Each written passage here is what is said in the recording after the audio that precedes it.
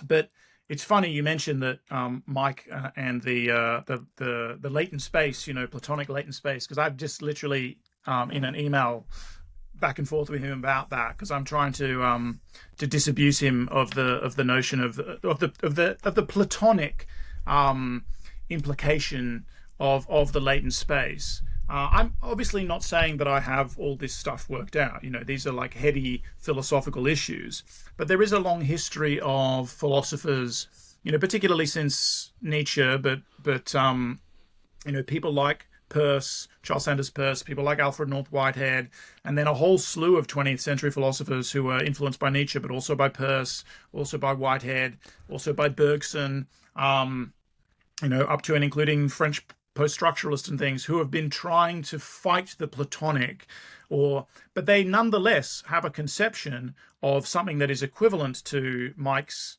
latent space, um, or the virtual as opposed to the actual. And so you can I mean, to make this very basic, and we can delve into it more if you want, but um I mean, the thing with the Platonic forms is really that they are invariant, they are atemporal, and traditionally in Platonism and Neoplatonism, they're in the divine mind, right? So they're in the divine nous. So if you don't have the function of the divine mind as a place to put them, there's a question of where they are, and there's a question of where they come from. So if you're trying to generalize evolutionary thought, if you're like a hardcore, I mean, just let's say as an exercise or as a research program in philosophy and science, you're trying to be a rigorous evolutionary thinker, all the way down, if you possibly can, because you're also devoted to explanation. So explanation is a question of genesis. To explain something is to say, where did this come from? Like, why is the thing the way that it is, as opposed to just describing it. It is this way, right?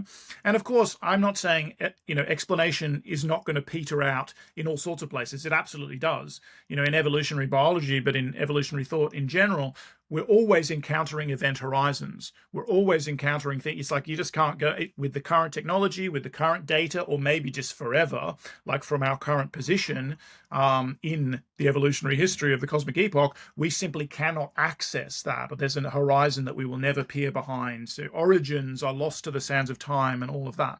And that's where you go into a speculative mode and you start engaging speculative philosophy.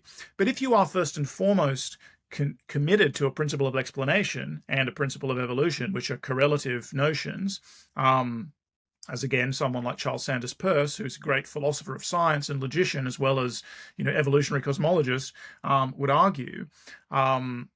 Again, principle of explanation and evolutionary thought, they are correlative. If you're committed to that, then the last thing you want to do is say that there are a bunch of forms that are just there, that are atemporal, that are not themselves subject to the dynamic process of genesis, that are impossible a priori or in principle to account for, because that becomes a form of Mysterianism, right?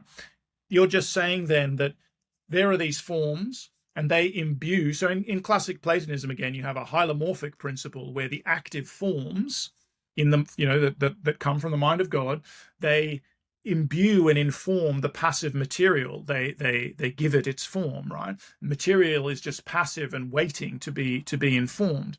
And Mike, to his credit, already has a notion of a certain dynamism of the forms themselves.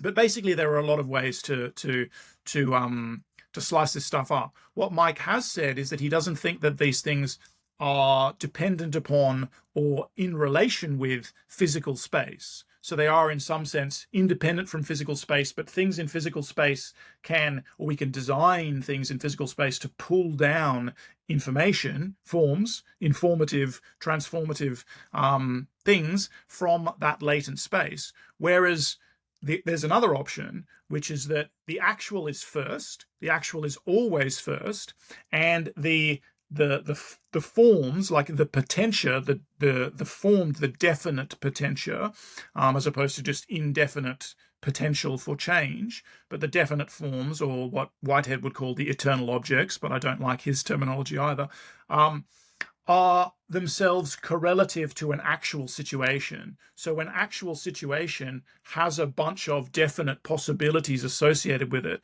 And this would tie in with a notion that someone like Stuart Kauffman, who Mike also talks to a lot, has called the adjacent possible. But so my way of, again, there's a lot. This is very heady philosophical territory, so I don't know how coherent I'm being because there's a lot to navigate through here. But rather than having even if you move out of the Platonic situation where you've got forms in the divine nous that are completely atemporal, that are imbuing the passive matter, etc., you might have a situation like Whitehead has, where you've got a set of definite objects, definite potentia, a kind of matrix of possibility that is primordial for the cosmic epoch. Again, this is where Whitehead gets into his primordial nature of God, and we don't necessarily need to go into all the details. That's up to you. You can probe me on that afterwards if you want. But there's an image of a predefined state space of possibility, and then the actual evolution of the cosmic epoch would be a kind of navigation through that predefined matrix. I don't even want that to be the case. I want possibilities to be continually formed in relation to particular actual situations. Now, there are certain possibilities, just to finish the thought, as we've talked about, things like the laws of physics are already constraints that maybe they're some 14 billion years old or whatever. And so they are already setting a kind of grid. So there is a kind of minimal grid that you're navigating through. But in terms of much more specific kinds of possibilities, in terms of the preservation of degrees of freedom, I want things to be as little preformed as possible. So preformationism is the enemy, because preformationism is anti-evolution and anti-explanation. And so the whole deal here is to go as hardcore on constructivism as possible and have as little recourse to preformationism as possible. And I do have a way of thinking through that, but I'll stop. Okay. Yeah.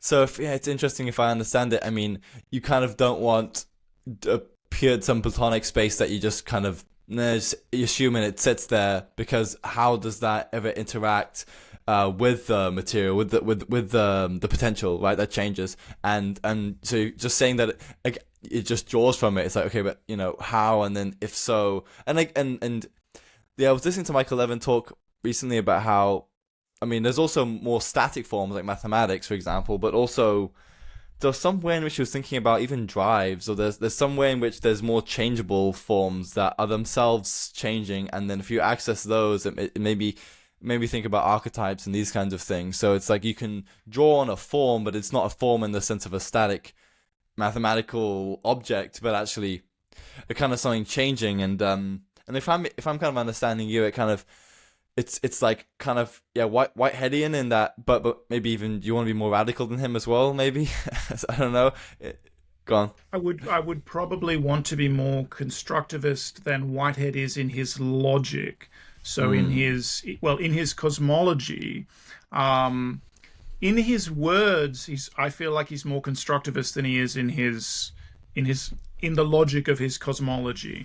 But this is something that Matt Siegel and I are always, going back and forth on. But I want to be as constructivist as I possibly can, and so even the the truths of mathematics are on the table as not being timeless, as being secondary to some physical states, right?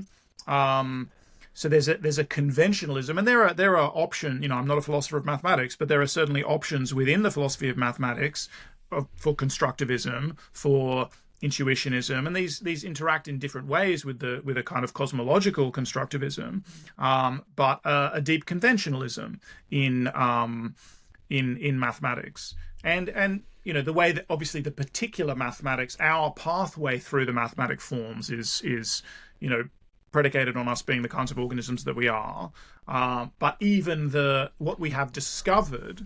So I'm not against discovery in mathematics. I'm not saying it's all invented, but it's discovered based on resources that are nonetheless themselves the product of a temporal process. That would be the conjecture that I think is worth exploring, because it's the critical stance. It's anything is on the table as potentially deconstructible.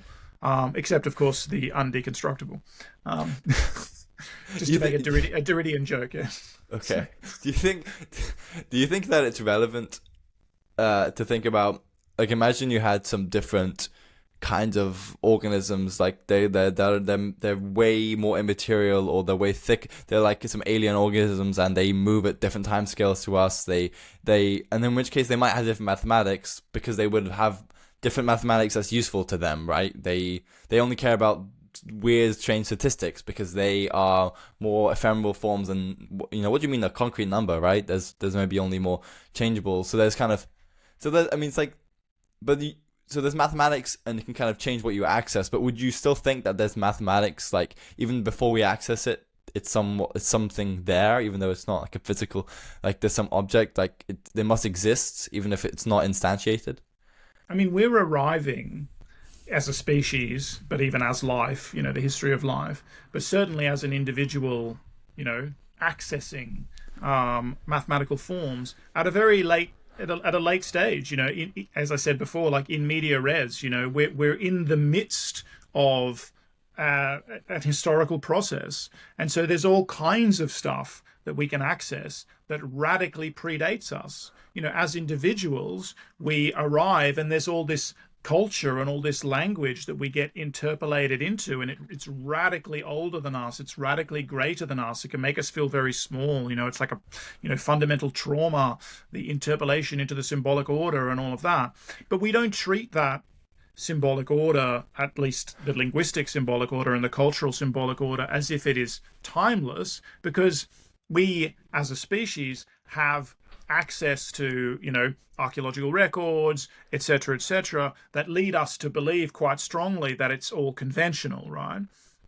Then when we look at things on a much greater time scale, like the evolution of biological lineages, it turns out that's all conventional, if I'm using that as a kind of metaphorical or generalizing that term. Those are all evolved, so it's contingent in a certain sense. And then it's really just the generalization of that thought to everything that is, everything that's real, not just everything that exists.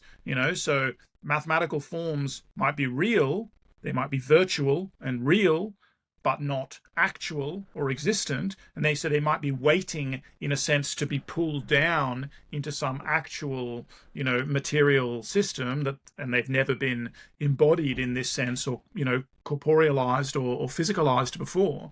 But that again doesn't mean that they are not correlative to some, and essentially generated by some physical situation that is radically primordial or ancient. So again, I think we're easily misled by the fact that there's so much that just radically predates us, that the universe is very old in comparison to us, and so a lot of stuff has already happened. And again, this is an ancient question, and it's a very difficult one to resolve. And I'm certainly not claiming to resolve. I'm just saying, as a philosophical principle, I would like, as a critical principle, everything to be on the table. And then the question to me is, if you are going to think something like cosmogenesis, so if you are, as a matter of speculative cosmology,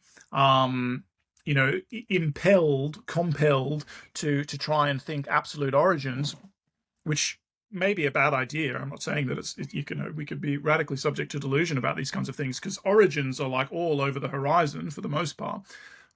But if I were going to think that kind of thing, I would want to ask, what is the most impoverished set of principles I could possibly have from which to generate, the universe as we see it? And that would be the real evolutionary question again. That would be the real constructivist question. What would be the minimal set of principles from which to begin? I'm kind of understanding sort of the kind of scale of the problem, do I want to call it that, in the sense of, okay, I'm saying surely the mathematics is got to exist, and then you draw from it. But on another level, right, like all the things we take as given in our lives, I mean, if you go back in evolutionary time, like, just scale and scale out, I mean, what different kind of forms, so to speak, would have been drawn upon, and so such that, there would be kind of different mathematics, in the sense that the universe itself would just be very different. So, it's like we assume now everything is kind of given to us, but And it kind of then you might want to go. I haven't read Max Tegmark's book, but I believe he talks about mathematics as kind of like, you could think about all different possibilities, right? Surely everything you can conceive of is then real in some sense. So, like, we don't know what specific mathematical principles the universe would have drawn on or could have drawn on um, in these kinds of things, but there's got to be some way in which they exist. I don't know. Well, I think what I'd like to point to there is that whenever you look at these ideas in speculative cosmology, whether it's the anthropic principle as applied to the string theory landscape, or Tegmark's mathematical universe, and the fact that the physical universe is some vanishingly small subset of the mathematical universe. But as with the string theory landscape, our fine tuning is accounted for by the fact that in this ridiculously huge array of possible arrangements of essentially of the laws of physics, there are going to be some which correspond to a fine-tuned universe for us, and we're just contingently part of that. What we're seeing there is the fact that when you try to, this is my opinion, we're seeing there is when you try to push this kind of question of origins all the way back to the horizon and beyond the horizon at this current time, let's say, you end up having recourse to basic evolutionary principles. Because what is a string theory landscape? It's variation. What is a subset of that landscape that is, fine-tuned? Well, it's selected, right? This is a principle of selection. So there's a subset of that. Have I lost you? We've crashed. We've gone too speculative, and we've crashed your computer. Okay. Yes. So what I was saying is that when we push things back, into say speculative cosmology, but we push things back over the horizon into this territory where we're forced into the speculative mode. I mean, which doesn't mean it's not on the basis of all kinds of constraints on our reasoning, right? Speculation doesn't mean just wildly throwing out things necessarily. So I'm sure string theorists would like to justify their, Leonard Susskind will justify his recourse to the anthropic principle on the basis of the principles of string theory, etc. But the point is that where we get to there is we've got this landscape of possible universes, and then we have a subset, a fine-tuned subset of those possible universes. And essentially what you're seeing there is a principle of selection, right? In order, it seems like a retroactive kind of selection, right? I'm just saying that the logic is the same. Range of variation, subset of variation, propagation of that subset of variation into the future, which is the actual physical evolution of our universe. So we end up, it seems to me, having recourse to basic evolutionary principles, which just happen to be the basic principles of reason as well, as again someone like Charles Sanders Peirce, one of our great logicians, would have argued. When we push things back into that speculative territory. So what I would say is that even more impoverished than, or considerably more impoverished than a string theory landscape, or than a mathematical universe of Max Tegmark or something like that, is the evolutionary triad itself. So the fact that there's variation, there's something that's changing, and then ideally, for the maximally constructivist interpretation of it, there is self-organization in this variable process, which becomes self-constraining. Because what is self-organization? It's the generation of one's own constraints. So if we're generalizing again something like the free energy principle, but again, this idea is an ancient idea, but also developed in the thought of people like Peirce in the 19th century. But also the German idealists that he was drawing on and others. This is just a generic, it's a perennial thesis in many ways, right? For better or worse. But you've got self-organization in a variable substrate. So it's a moving substrate, it's changing. Self-organization occurs, and that becomes the constraint, like an attractor. And Bob's your uncle. That's a way more impoverished view than saying, well, we have to start with the whole mathematical universe, well, we have to start with this whole string theory landscape. Um, but you end up with the same form of reasoning in the sense that, well, the mathematical universe, a vanishing subset of that is the physical universe, right? So again, there's a principle of selection, i.e., what is physically realizable. It's just that there you might be starting in a more Platonic way with the abstract objects, with the incorporeal, with the non-physical, and trying to derive the physical from that. But it's actually really easy to derive the abstract from the physical. We do that all the time, right? That's what we do when we understand like possibility in any given moment. I'm looking at my cup. There's a possibility that I pick it up. I'm being a bit facetious, but that's how we reason evolutionarily all the time as well. Here's a protein scaffold. How can it vary whilst maintaining its function? So in an ideal sense, all of these possible variations of its surface residues that are associated with a maintenance of a particular function or the origins of a novel function are already correlative to the existence of the protein scaffold itself. So maybe you had a relatively large evolutionary event, of course itself constructed from some deeper history, but that brought this particular protein scaffold, like a new shape, into the world. And then there are lots of variations that shape can undergo while still remaining the same shape. And those variations don't have to be actual to be definite, right? So that's the sense in which they are virtual. They exist, they're part of the adjacent possible. They exist in relation to that actual protein scaffold. And so that kind of reasoning, I mean, that's just a way of trying to make it somewhat prosaic. If I write down a melody and it's, let's say, the first time this particular melody was ever written, or I improvise it on my guitar or whatever, but say I write it down, immediately a set of variations of that melody come into existence correlatively with the actual existence of that melody. This is prosaic, right? So I rather be as prosaic as possible. I rather have my speculative metaphysics be as impoverished as possible, but then obviously base that on as much argumentation and tying it into real systems as possible, because that's part of the goal. The goal is not to, again, have recourse to principles that, again, there's going to be something like, I can't explain that there's an actual substrate that moves. Something you're going to have to take, something I'm going to have to take as a fundamental, this exists, and then move on from there.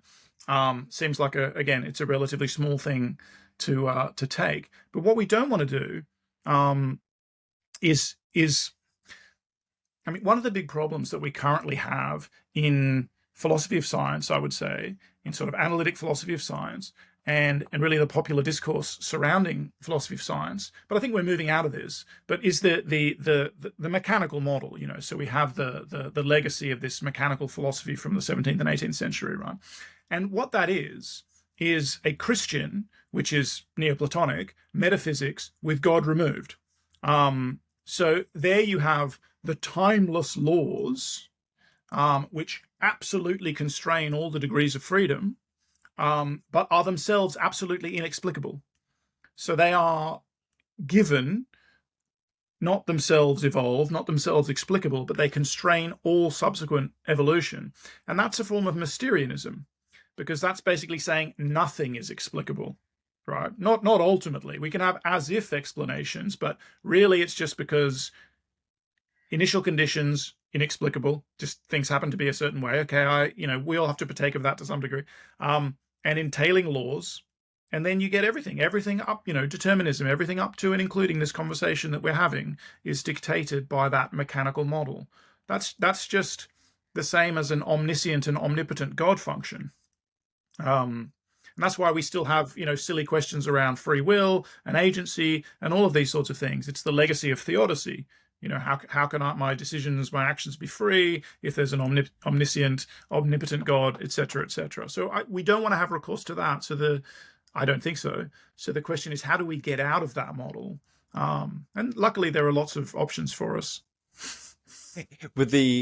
It's so okay. It's funny that you start with evolutionary kind of principles, these minimal requirements, because actually because then in like this reciprocal process, you can sort of explore that possibility space, like what mathematics, what logics, what forms come about, and then what actual things come about, because then in a way, if I'm understanding you, the forms and then the physical actual things that come about are kind of related. It's not like there has to be some timeless laws that always constrain the physical. You kind of can get them both simultaneously. It makes me think like the physical the like physical fine-tuned laws, the mathematical laws. It's kind of like they were explored, and the ones most conducive to continuing this evolutionary process kind of were sort of selected and came about. I mean, it's interesting as well that you'd say that it's also important, like, because I kind of I've even made assumptions here. You brought up free will versus determinism, right? If there's always going to be these constraining laws, then you kind of it's I guess you think a lot about Whitehead. So there's that, like, where is the then freedom? Where is the possibility for the actual entities in the world to kind of shape the direction of the universe, right? And then it's like, do we not have causal agency over things? Do our decisions matter in this process? Yeah, so we want to be careful. Just to go back to what you said at the beginning of that, about positing a like a cryptic teleology that when you're saying that things were selected for the continuation of this, it is that's not exactly what we want to say here. We don't want to say that things were selected, way back for the continuation of this. There's a great deal of contingency in evolution, right? So in some sense, we have to peter out in a certain arbitrariness. Well, we don't have to. I mean, you can posit some kind of global teleology, but then that's going to once again be something that you are left begging for an explanation. Where does that come from? Whereas again, if you start with a principle of the contingency, like again, you've got these basic principles of movement and self-organization. Only some arrangements of that are conducive to the ongoing physical evolution of the universe. And of course, because we happen to be in a physical universe that has evolved over the last 14 billion years, we are necessarily going to find ourselves in a situation where, so that's just a contingency issue. I mean, that is like a kind of anthropic reasoning that Leonard Susskind would apply in the string theory landscape, but without necessarily having recourse to the whole shebang of that argument. Because we find ourselves here having this conversation in this kind of universe that is conducive to supporting life and physical structure and all of that, we can obviously necessarily say that we necessarily would have been in such a universe, basically, right? So we don't really need to reach for fundamental explanations at that level. But of course, there's a great deal of constraint, and there are, I'm going to argue, real agents in the world who have a significant impact on the subsequent course, subsequent to the emergence of real agents in the world, on the subsequent course of, yes, their own evolution, of the evolution of the planet on which they inhabit and maybe other planets, and possibly of the cosmos itself, right? But those agents are themselves, secondary to this basic dynamic of self-organizing evolution, right? But so to your second question, or do you want to jump in there, or shall I? No, go for it. Yeah. Well, this question about like degrees of freedom, it's intrinsic to the model that I'm suggesting, or intrinsic to something like the free energy principle, but certainly intrinsic to this kind of generic evolutionary cosmological thought that there's always, number one, a principle of variation. So at every single level of description that you're going to find, every single system environment relationship that you're going to stipulate by chunking up the world for the into systems and environments for the purposes of analysis and whatever, you are going to find, to the extent that this kind of principle is an apt principle, you're going to find some degrees of freedom. Now they might be almost nil, but they're not going to be nil. Or you might say, where there is life, where there is ongoing active formation, the process, which again, this fundamental activity of the evolutionary triad, where there is variation active, where the thing is still moving, well, the movement itself is the degrees of freedom. I didn't say that very well at all. But basically, within any set of constraints, there are still going to be degrees of freedom. There's no reason, I would say, to believe that there won't be. Just as the laws of physics might be relatively absolute on our time scale, but they don't dictate, they don't constrain whether I, move my arm now or not, or whatever. They are not.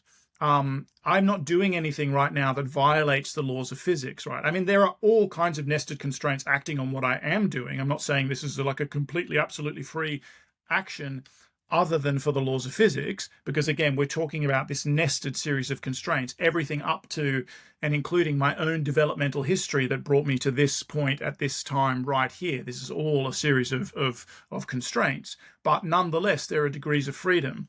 But there's no reason, again, to believe that the laws of physics themselves, which are often elevated as these deterministic principles that squash all degrees of freedom, there's no reason to believe, like, I can't violate the laws of physics. I can do a hell of a lot of different stuff without violating the laws of physics, right?